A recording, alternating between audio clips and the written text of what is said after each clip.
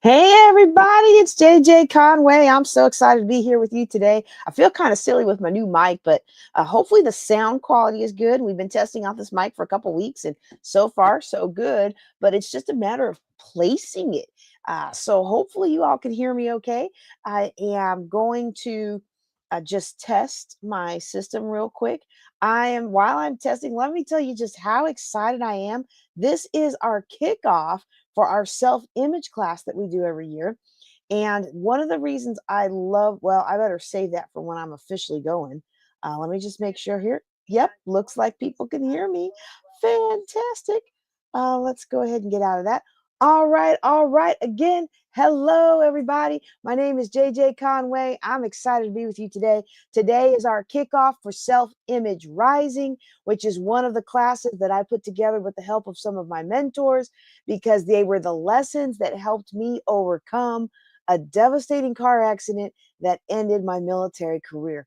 And one of the things that you're going to find out about this class, which is based on Maxwell Maltz's psycho-cybernetics, is that you cannot outperform your self-image. And when your self-image takes a hit, whether it's a car accident, whether it's a demotion at work, a firing, a marriage situation, a child situation, a parent situation, a personal situation, fill in the blank situation, all your life situation, whatever it is, you can have the education, you can have the experience, but if you don't have the self image, you are not going to rise to your full potential. So I'm very excited for this lesson today. Now, real quick, because I always tend to forget to do this because in sales speaking, you're always supposed to wait till the end, get everybody hooked, get them all emotional and hyped up, and then drop the sales pitch on them. I'm planning on doing that at some point, but just in case my computer cuts off, just in case some technological goblin goes off, I want you to go right now to jjclink.com/SIR and get $400 off. That's $400 off with the code 400 off. Notice I'm not putting that code in the chat. I want you to hear it. 400 off. I'll put it in the chat later for the people that are coming in a little late. But I want first come first serve because it's a limited coupon, okay? So, with this class, we are going to talk about some things over the next 7 weeks. So, you might imagine if we have a class that's 7 weeks long and we only do Empowered Entrepreneur every fourth Thursday, I think January has a fifth Thursday. Yeah, January has a fifth Thursday. So, we will talk about this again next week.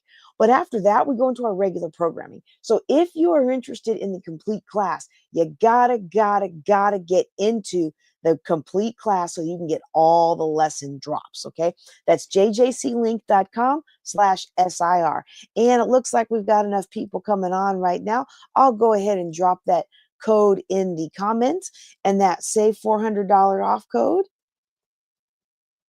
is, if I can figure out my things, 400 code is 400 off when you go to jclink.com/sir. Okay.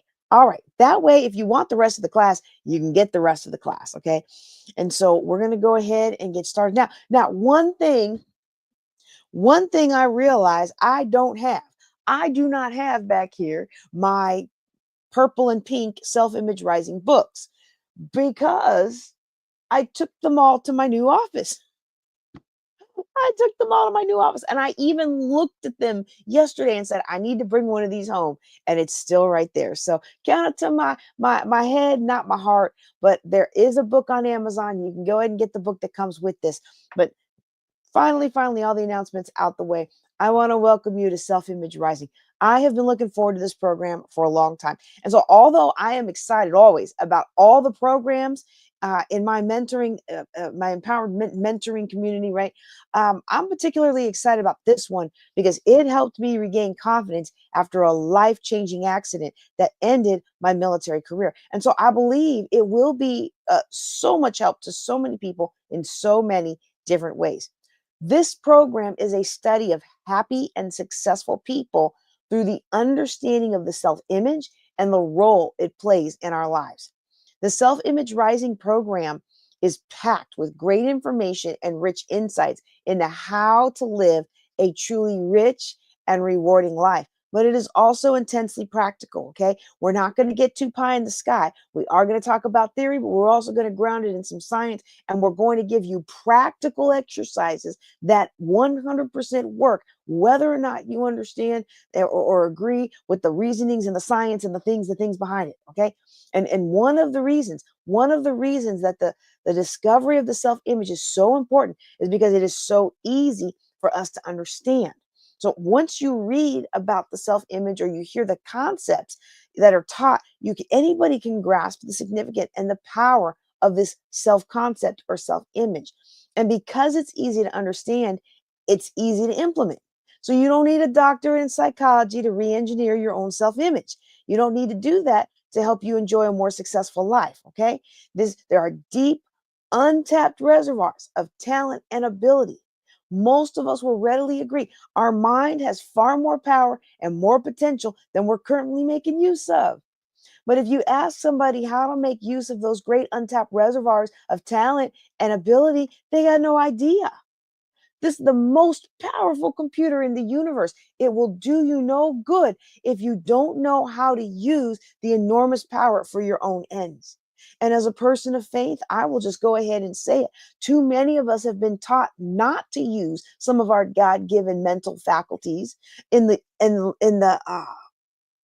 supposition that to bury those things will make us more spiritual, to make us more holy. However, I feel like it really is an affront to the Lord who gave us these capacities and gave us these abilities to not use them for his glory. In fact, I like the way John Maxwell said it during our Live to Lead event that we had yesterday.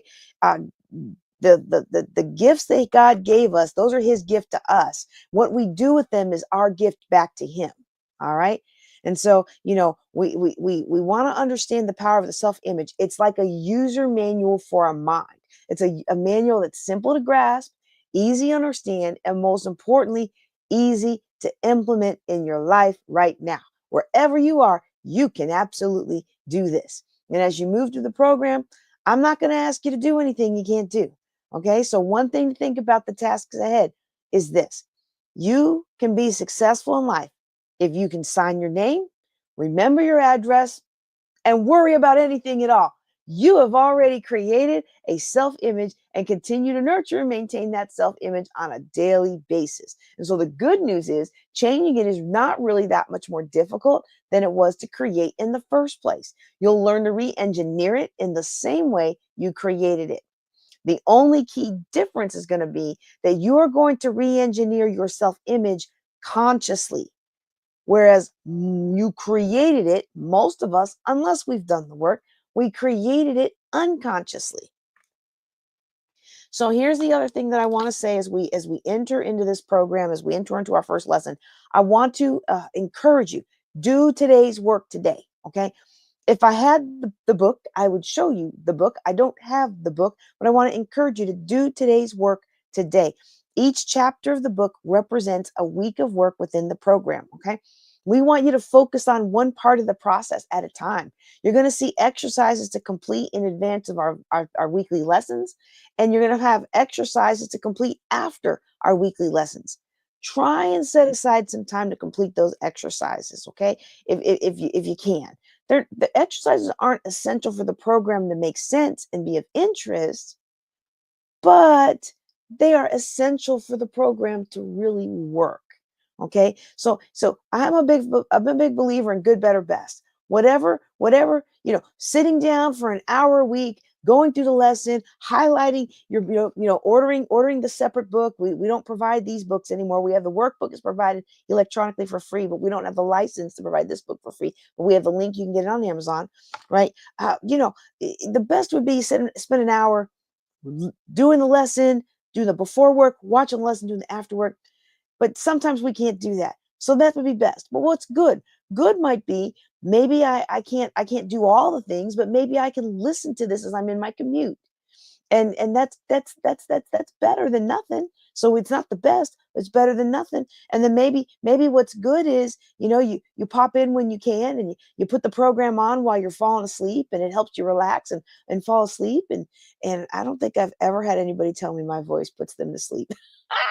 Or helps them relax. It might put some people to sleep, but I don't think I've ever had anybody tell me. But I am working on that, though. I actually do, because I want to make some auto suggestion, some Christian auto suggestion tapes. And in order to do that, I really am working on my vocal tonality. Okay. So anyway, the exercises aren't essential, but they make the program work better for you. If all you can do is listen, pop this in whenever you're driving, whenever you're walking, whatever you can do. If you buy the class, which was $790 something, and it's discounted early bird to $499, and with the 400 off coupon, you get it for $99. Like, you can't get cheaper than that for this kind of quality content, right? But if you get that class, you'll actually get the downloads so that you can take this content with you and listen to it anywhere, right? Okay. It's extremely important to understand that the self-image is not changed by collecting information alone. It's changed by experiencing. You have to be active in the process. Collecting information is passive, whereas experience is active. Positive doing, positive doing is necessary to change the self-image, not solely positive thinking. You're never going to plow a field by turning it over in your mind. All right. So we want to we want to actively participate in this process. There are exercises in the workbook to test your understanding of the material, and there's plenty of space. It's content rich. It's content rich. It's got lots of text, y'all. There's also got plenty of places to write out your answers in your own word, rather than just copying out sections out of the workbook or from the lesson. And what that does is it causes you to process the information at a much deeper level. Writing out your answers significantly enhances not only your recall, okay, not only your recall of the information, but it causes you to process it differently. It helps you to understand it more deeply. That's why a lot of us do better writing, even though it's harder for us to write than we do typing. Typing, once we get the hang of the keyboard, is so automatic. Sometimes we can type what we're listening to and not actually be processing it. But writing is now using both sides of your brain. It's a whole movement thing in actually creating the letters and processing what you're hearing and what you're writing about. Okay. All right. What else do I need for introduction? Your best thinking is going to give you your results. Okay. I want to give you this encouragement before we get into the lesson, before we begin this exciting journey together. Your best thinking has got you where you are today.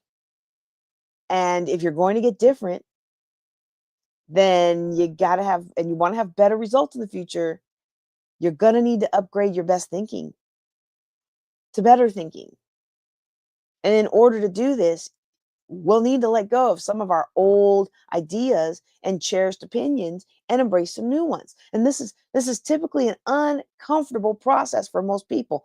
Don't let that put you off. Avoid the temptation to engage critically with any new ideas that you're not familiar with. Now, I don't mean don't think about it.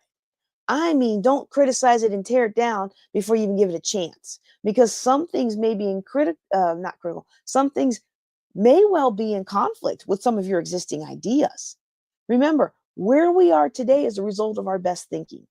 And when my mentors tried to teach me that, I was like, I'm not here because of my best thinking. I'm here because some kid rear-ended me trying to drive too fast in the rain. I the actions that got me there was the kid driving too fast in the rain and not able to swerve around me quick enough. But what got me here is my thinking.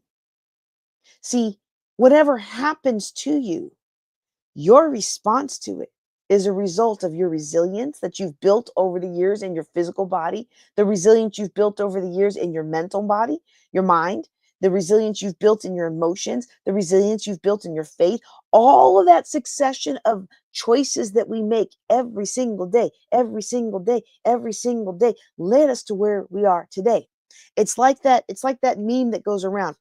You're holding a cup of coffee and someone bumps into you and spills coffee all over your new white sweater.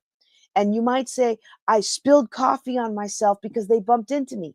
Nay, nay, you spilled coffee on yourself because you had coffee in the cup. And some of us need to replace what's in our cup with something that can be spilled out without ruining our lives. And we need to create more space in the cup, more capacity in our lives through taking better care of our physical body, emotional body, and our spiritual body, our spirit and soul and body. Okay, which our soul is our emotional and mental body. Okay, spirit, soul, and body. Anyway, uh, another class. Okay, so if you allow your existing thinking to set about trying to prove that these new ideas won't work, guess what? You're going to find that proof, and you will be successful by remaining exactly where you are right now.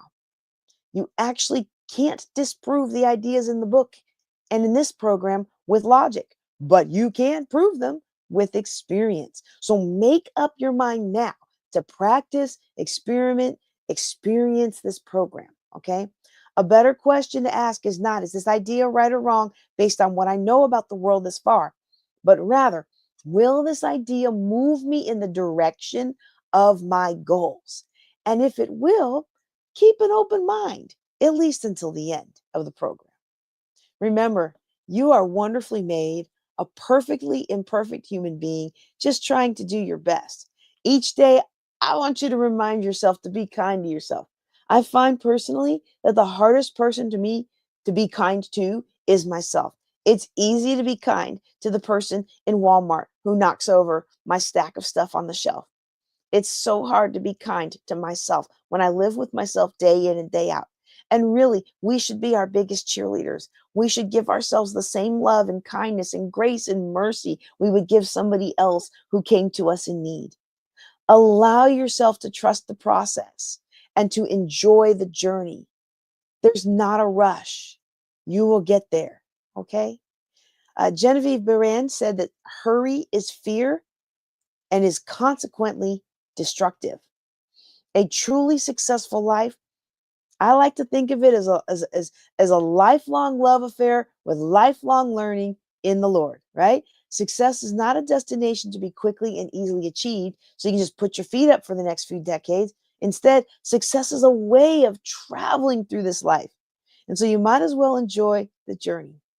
I want to thank you for allowing me to come alongside you on your journey. I'm humbled and honored that you have chosen to join me in this program, and I believe it contains some of the best information available for your growth. I certainly hope that you enjoy it and get a great deal from it.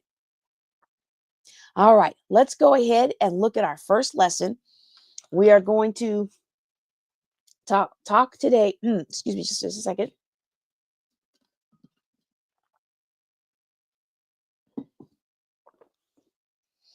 We are going to look at an overview of the self-image and the automatic success mechanism. Okay. Dr. Maxwell Maltz says it is impossible to outperform your self-image. And Dr. Harold Bafidis, who, if you go to the class at jjclink.com/SIR, you will see that he introduces me as the host of this program. He is a double board certified plastic surgeon. And one of the things that he found is when you change a person on the outside, you can change their world. But you changing how they look on the outside only works because it changes how they see themselves on the inside. And this changes with how they interact in their world, which then ends up changing the entire world. But he also found that sometimes when he changed a person on the outside with his very best work and did a wonderful, wonderful job, they continued to have exaggerated ideas of their own ugliness even after successful surgery. After decades of successful practice with tens of thousands of patients from all over the world, Dr. Bafidis found the same thing that Dr. Maxwell Maltz found. There are people who come to surgery feel like their goals for the surgery are met after the surgery is complete. But some people do not feel like their goals for surgery are ever met, even though they had a successful surgery. They still feel the same as they did inside before the surgery. And because they still feel the way that they did inside, they're still treated. Let me rephrase that, because they still feel the same way they did before the surgery. They still put out the same energy that they used to put out before the surgery, and the world continues to treat them the way it treated them before the surgery. The original idea that changing the outer appearance of their body will make them feel better proved to be incorrect. They still feel the same as they did before surgery, even though they look different. If the image on the outside has changed, but the way the person sees themselves does not, then that must mean the person holds an image of themselves inside that did not necessarily correspond to their appearance on the outside, and that changing how they look on the outside does not necessarily cause a change in how they see themselves on the inside. So if you think through this, it also means their feelings must somehow stem from the inner image of their appearance rather than their outer image of what they actually look like. Dr. Bafidis he noticed that some people coming for reconstructive or reparative surgery actually needed the surgery. But he also noticed that some people really seemed to need spiritual surgery or emotional surgery more than they seem to need physical surgery. Some people seem to need all three. Dr. Bafidis, like Dr. Maltz before him, concluded that this inner image we hold of ourselves is a powerful force in our life.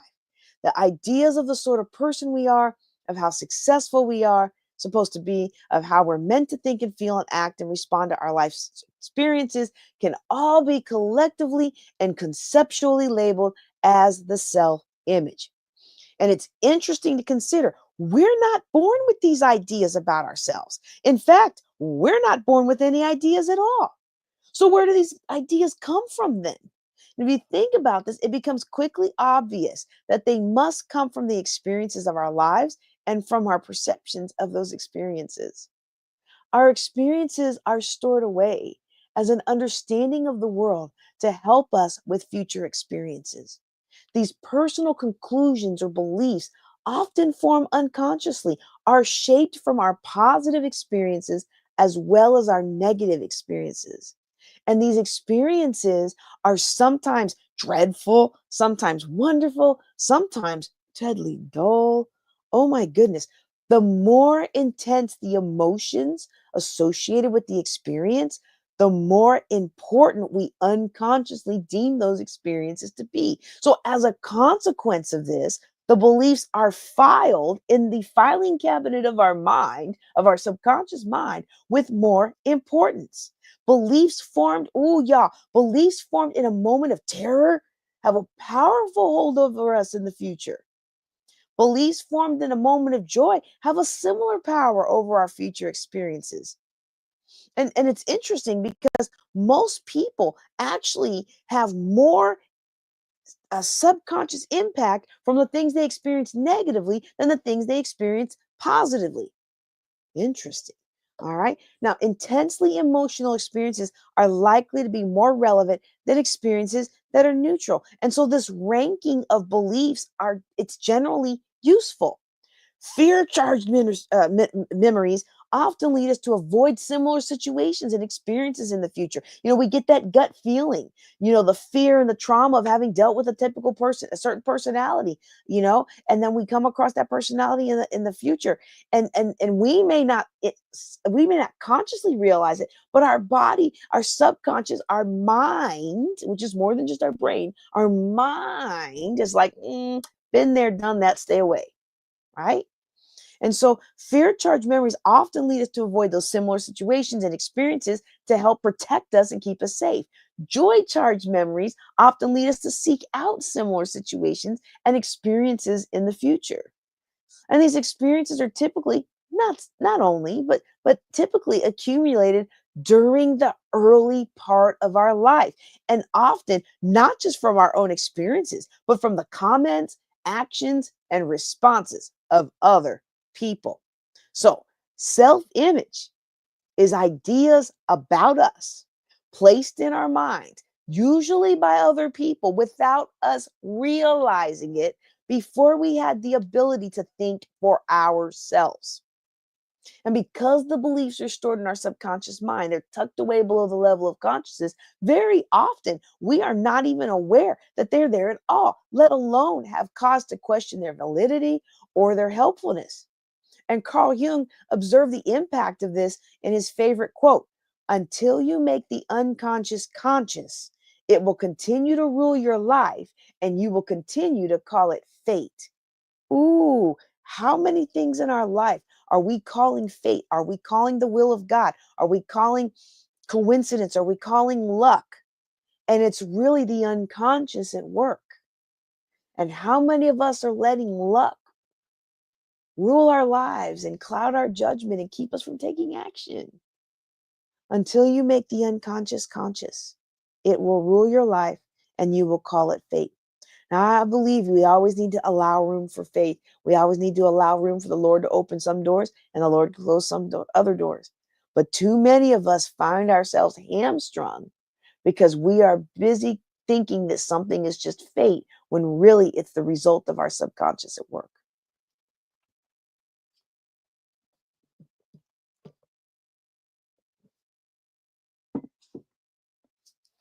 From our experiences, we begin to understand that our world and we begin to understand other people. And most importantly of all, we think we begin to understand ourselves. I laugh because I don't think I did for a long time. I'll tell you what, now, this understanding of ourselves takes the form of an inner picture or an inner picture of what we believe ourselves to be. And once these ideas are internalized, as far as we're concerned, they're true. And because we consider them a reflection of reality, there's no point in challenging their validity. After all, what sense does it make to pretend something is other than it really is? So then these beliefs crystallize infallible within us. They drive our behavior, our thinking, our feeling, as well as our perceptions of future experiences and our perceptions of past experiences. Everything we do is consistent with these beliefs. And we act like the sort of person that we believe ourselves to be. How can we do anything else? People who believe that they are failures see themselves as failures. They think and feel and act like failures. And it is no surprise that their results then reflect failure. Even if they experience some unexpected luck, even if the Lord opens up a special door for them, they find some way to sabotage their own success and snatch failure from the jaws of victory. People who see themselves as victim find plenty of opportunity every day to be wronged. If they walk around expecting to be offended, guess what they find? Oh, your self image is not just the foundation from which your personality emerges, but through your thoughts, feelings, actions, and also your circumstances. And what we want to learn today, and we want to understand, and we want to walk away from this session tonight, is that you can change. The self image is continually morphing to some degree, and it is critically important to understand and accept that it can be changed. It's not a reflection of reality about you and your potential, but rather a reflection of your perception about past experiences. Your self image is your uneducated guess at your potential and nothing more. Our now I want you to really think about what I'm saying here. Our self-image comes from not the reflection of reality about us and our potential. Because many of us can look at another person and see that they have a disconnect between reality and their perception. Okay? It's really our self image is telling us what we think of our perception about the past experiences. It's our understanding of our potential and nothing more. And so, my question to you today is: are you going to take responsibility? See, your self image was largely created without your conscious input or understanding. And so your current self image was not really your responsibility unless you've done some of this work. And I know I've done a lot of this work and I still have a lot of work to do. Every year I've been teaching this class since what, 2017, 18? Every year I teach this class and I learn more and I grow deeper and I become more free and I become more understanding of this and I become more free from that. Okay. For many of us, you've never even heard these concepts before. And so it's really not your fault. Your current self image, it's not your responsibility, but it is now your responsibility if you want to change it. No one can do that for you, and no one is going to do it for you, even if they could.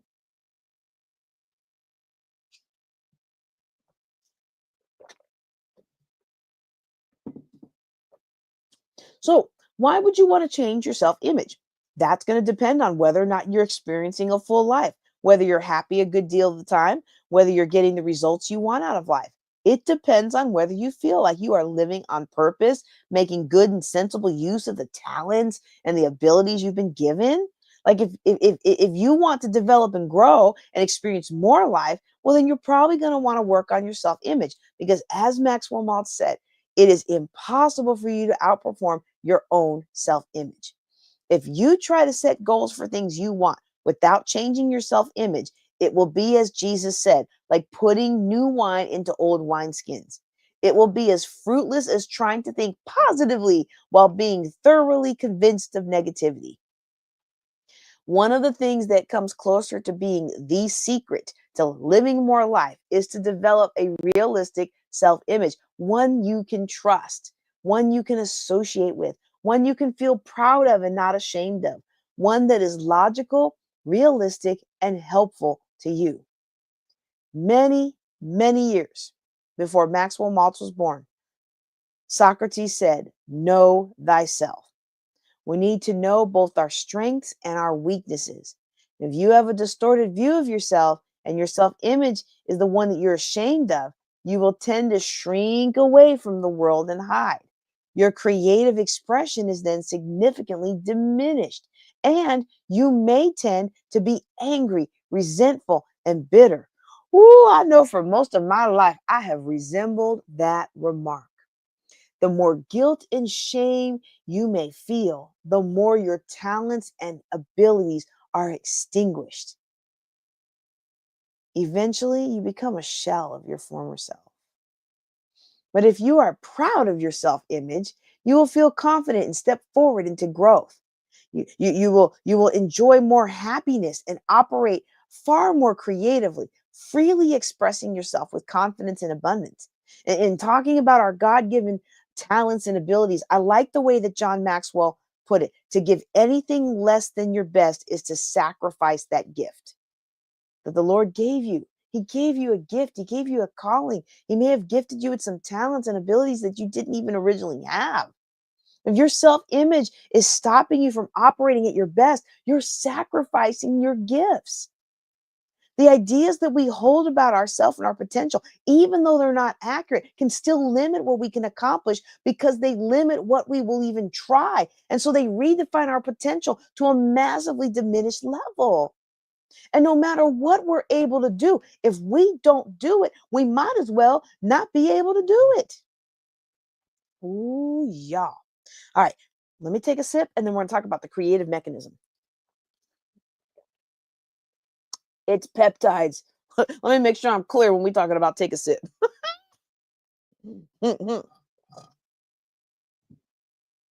Love my sponsor. All right. Okay. The creative mechanism. We're going to talk about the creative mechanism. So Maxwell Maltz identified the way that our self-image controls our experience is through the creative mechanism. He said that there is within each of us a life force or life instinct. Okay. Now I like the way that the Bible puts it. The Bible says that we are people who are made of a body, a soul, and a spirit. Okay. When it comes to our soul, it ties in with two key elements about the creative mechanism that Maltz identified, and that is we have the emotions, our mind, our will, our desires, our affections. Those are the things that make up the seat of our personality. They're what makes me me and what makes you you. And those are things that we have to learn to use in a way that honors God to maximize the gifts that he's given us. But embedded in that mind and embedded in that emotion is this creative mechanism that does things impersonally and automatically. The creative mechanism, not creative as in artsy fartsy, okay? Creative as in it creates. We are made in the image of the creator. We are made in the image of God. He is the creator. We are made in his image. He has given us the ability to create. He commanded man to go forth and multiply. It doesn't just mean have babies. A lot of time we use it in that context, but Adam was gifted with a creative ability to create, okay? Not to breathe life, but to create. Our creative mechanism in this brain of ours can deliver positive results or negative results. It doesn't mind which, it just delivers what it's told, and it does it automatically.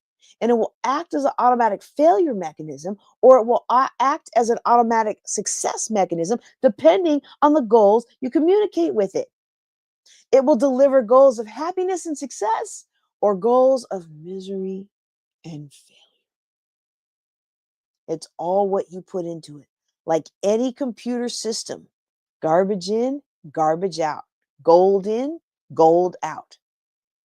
The goals that are acted upon are communicated through images. And the most powerful and important of these is the self image. Malt said that through our experiences, that is, through our thoughts and feelings and actions and reactions to what happens to us, we describe the problem to be worked upon, the objective to be achieved. And if the message that you send to that creative mechanism most often is that you're not worthy and that you don't deserve to be successful, guess what? Your creative mechanism becomes an automatic failure mechanism. Your creative mechanism uses the benefits of past experiences to assist in solving future problems. It will tap into the vast storehouse of stored information looking for guidance. And if you have long memory for every time you messed up and a very short memory for when you've done well, guess what it's going to find? It's going to find plenty of evidence to suggest you should just steer clear of almost anything. Don't even try anymore. But if you have a long memory for your triumphs and a very short memory for your disasters, it will find plenty of evidence to suggest you plow ahead and make a success of this too. That's why you're going to find one of my assignments for you in this lesson is going to be our success timeline, which I'm going to just flash up here a little bit, and I'll explain more about that later. And it kind of makes you want to ask, who's in charge, right? Are you in charge? Are you in charge of your own brain? I don't know. Sometimes if I was in charge of my own brain before I came into these concepts, I'll be honest with you. I think it was just running on autopilot, just mindlessly doing whatever. Right? I should cut that part out, but it's probably true. Initially, it may be strange to consider that your mind does things that you are not controlling with your attention and your will. But actually, there is far, far more going on with your spirit and mind and body than you are consciously controlling. And if you doubt this, let me tell you something. If you doubt that there's more going on in your body and in your mind that you aren't controlling, make yourself sweat right now. Make yourself sweat. Make yourself sweat. You can't even do it. Look, everybody's had the experience of trying to remember the name of someone, maybe somebody famous, right? You can see their face in their mind, but you can't quite seem to remember. Their name is on the tip of your tongue. And that scenario brings us to face with some of these automatic processes. The more you try hard with your will, gonna make myself remember. The more you try hard to remember, that's your will. It's a faculty of your personality. It's a conscious faculty. The further that name just seems to slip away from your grasp. But if you let it go, relax, think of something else, and then you allow the image of that person in your mind's eye to communicate to your subconscious mind what you need, then in due course, the name boop, pops up unexpectedly into your awareness. What part of you performed this unconscious search if you didn't perform it with your willpower? This simple example illustrates that not only do we not use our willpower to communicate with the subconscious mind, but actually, if we try to force it, we actually get in the way. It's like a parent of very strong willed children. At some point, you realize that the more you push those kids, the more they dig in and resist. So sometimes the best thing to do is just to let it go. And with a little consideration, it quickly becomes apparent that there's far more going on autopilot than we are consciously controlling ourselves. It becomes obvious that all animals have some kind of built in guidance system that allows them to find food and shelter and avoid danger and procreate. In other words, we have an innate ability to survive on autopilot for all animals except one. Survival is the goal that their automatic success mechanisms strive to achieve. It is pre programmed by instinct, and they can't change that programming.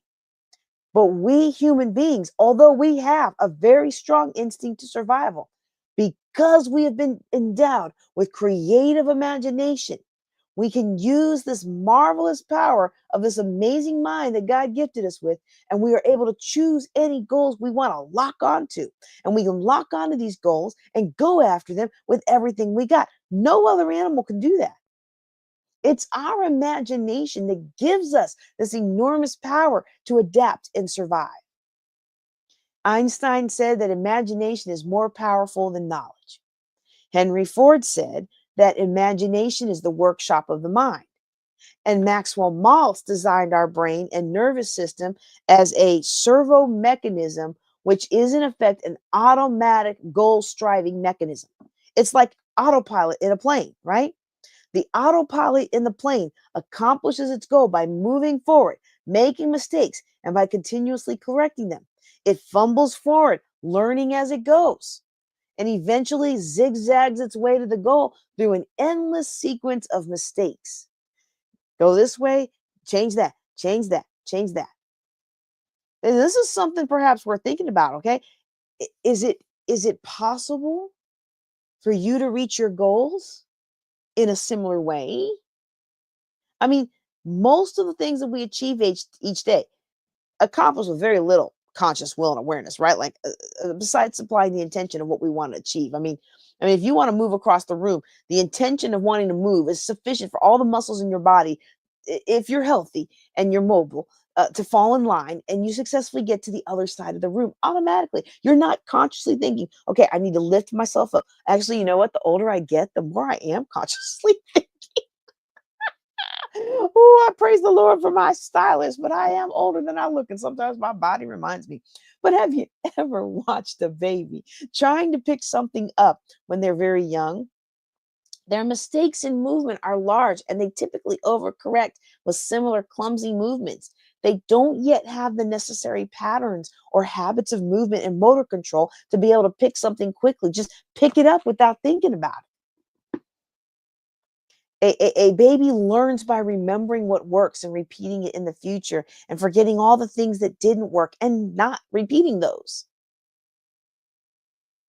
And similarly, our life, when we stop trying to run from all the possible failures or all the possible mistakes or all the possible ways things could go wrong, our lives can also find their way to success, not despite the failures, but through the failures. Oh, y'all, I'm so happy that you're here with me on this journey. Now, I'm going to close out our lesson for today. Okay. I'm going to encourage you to go out to jjclink.com/SIR. If you've got able to do that right now, I'd love for you to go do that right now. I'm going to pull it up for you so you can see what it looks like. But the reason I want you to do it right now is because I want you to click on this Amazon link. Okay. You don't have to buy it today, but I want you to take a look at this and maybe even put it in your cart. I want you to get this book in your cart. And I want to make sure you get the right one. There are a lot of people out there who are taking advantage of this good work and they're trying to replicate it as their own or republish it as their own. And it's technically not copyright. I don't think it's copyright expired yet, but people are still doing it. All right. So here is the website. Okay. jjclink.com/SIR will take you here. And I want to show you these lessons. So these are the lessons that we're going to go through. Okay. And this is today. This is the kickoff.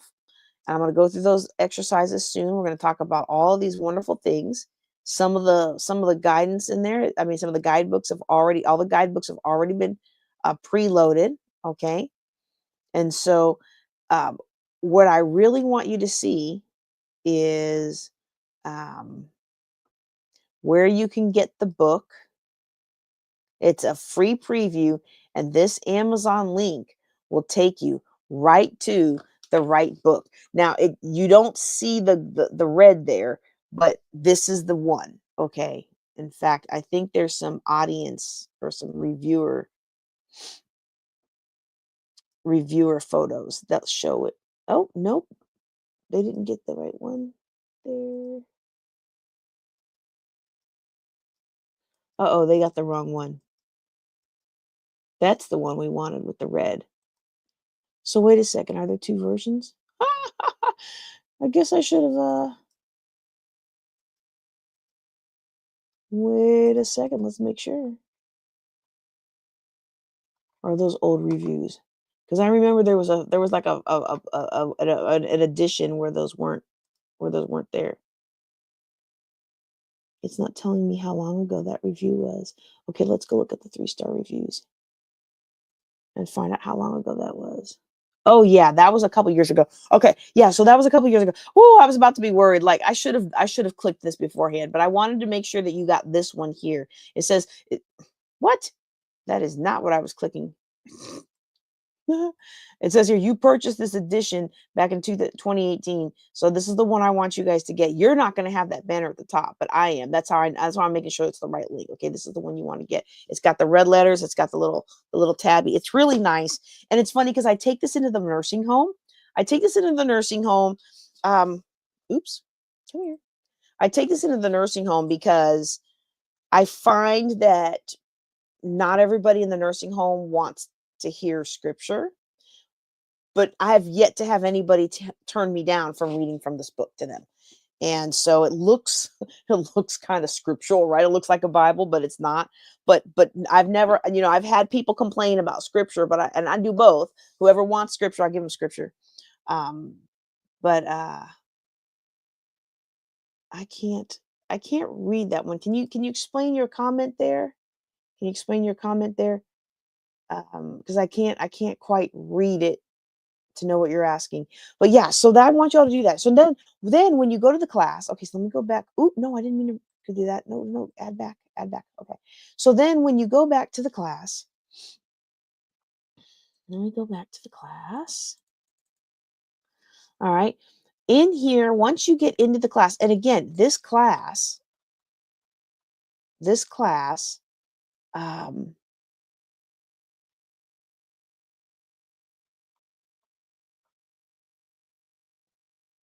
this class. Oh, I'm already enrolled. That's why. Okay. Comes with the electronic guidebook that I created. I guess I could show it to you. Course materials. Let me start that so you can see it. Okay. Oh, there you go. Oops. Yeah, I forgot it downloads instead of just shows, which I actually set it up that way because I was tired of people paying for classes with others and then they never got the actual, like you couldn't even download it and print out a copy for yourself. Okay. But what I really wanted, what I really wanted to show you is this is our week 1. Okay. There are 2 exercises in here that I really want you to do, and they are the success timeline and the visioning timeline. And I'm not going to go through all of them today, but I'm going to briefly cover the success timeline. If you take nothing else from today's class, I hope that you will do this today, tomorrow, the next couple of days, that you will look at this every day for at least a couple of weeks and fill it out. And basically what your success timeline is a timeline of all the things that you've done well. Okay, so I just got a new portfolio. portfolio, and the first thing I do, I'm still working on it, so I'm not going to show you it right now. But the first thing I do in my new portfolios, I thought I had my old one, I was going to show you that, is I write out redo my success timeline. And so you start from when you were born to where you to where you are. You put a little line in the halfway, okay? Halfway, so where you're born over here, and where you are now, halfway. And then I do also think you should put a little dealy here at 12 years, because 12 years is, that's not very clear, is it? 12 years is considered the age of reason. And you will find some very successful traits earlier in your life that you've probably ignored, but you have had some experiences that may have, and this is just me, could just be me, but I found a lot of my clients, you had experiences that cause you to ignore the successes you had as a youth, but the successes you had as a youth were pointing to the qualities that you have been gifted and talented with, that you can build an amazing life with today, and you can help others with today. And so I encourage you to do that exercise. If nothing else, even if you don't take my class, do that exercise. Okay. All right. I really want to appreciate everybody for being on with me today. I'm sorry I didn't quite understand the question that was put in there, but if you PM me more details on what you're talking about, then I will be able to give a better answer. And I acknowledge I am wearing these new, they call multifocal contacts, so I can see and drive better. But the problem is I haven't figured out the right angle for the computer yet. So it's kind of hard for me to read the comments. Oh, the doctor laughed at me because but you know what though? I'm gonna trust. I'm gonna trust in the Lord that technology is gonna keep on improving. Because 2-3 years ago, he said I was gonna have to come out of contacts completely and start wearing bifocals. Now, I got some nice bifocals for when my eyes need a contact break, but they came out with the multifocal contact lenses. So I'm like, you know what? Keep that technology improving until the day of the Lord appear. Okay, everybody. Well, I'm going to go ahead and wrap it up. I want to thank y'all for being here today. I want to encourage you to get into the class. As you could see from the schedule that I showed you of the class, we have quite a few lessons in the next 7 weeks, and a lot of them are not going to be broadcast. So next week is a fifth Thursday, so we will broadcast the next lesson in this series, but the rest of them are going to be lesson drops, or they're going to be private Zoom sessions, and you want to be in that Zoom room. These concepts changed my life. These concepts helped me recover after my self-image was just devastated, y'all. After that accident, I went from being at one point the deputy chief scientist for a global command for Air Force Global Strike, the nuclear command, to being a person. I couldn't even make Monopoly change with my son. That's how bad my brain got shook up in that car accident. And I would play it off. I would play it off like, you need to get better at math, so you be the banker. But the reality was I would stare at the money and I wouldn't know what I was doing. Y'all, it was the most embarrassing time of my life. And these lessons helped me accept where I was and craft a new image, which then freed me of so much frustration that plus the moving of the Lord and the Spirit was allowing me to be healed. But I wasn't allowing myself to be healed because I was holding so tightly to what it was before, what I needed before, what my life used to be before. And I've got to have what it was before. No, I can have more now. I have more. I have a much more fulfilling and much more exciting, and sometimes a little too impulsive. Like I'm way more impulsive now than I used to be. My son said I was more fun now, so I think that's good. But uh, my life then wasn't better; it was just different. And my life now is better because I vowed to make it better. And your life can be better too. So I hope that you'll join me in the class. Again, the class was $797. We did an early bird price of $499. And if you use the code 400 off, let me put that in the comment again. If you use the code 400 off, save $400 with the code 400 off, jjclink.com/sir. You will get the class for just $99. But this code, look, I already built it in, y'all. I am the queen of forgetting to turn off my discount codes. So I already built it in. The new platform, it has expiration. It said, when do you want this code to expire? I was like, finally, we're not going to have to remember. We're not going to have to rely on me to remember to go back in the system and make a change. It will automatically expire in 48 hours. So get that blessing while the getting is good. All right, y'all. That's all I've got for you today. Y'all take care and be blessed.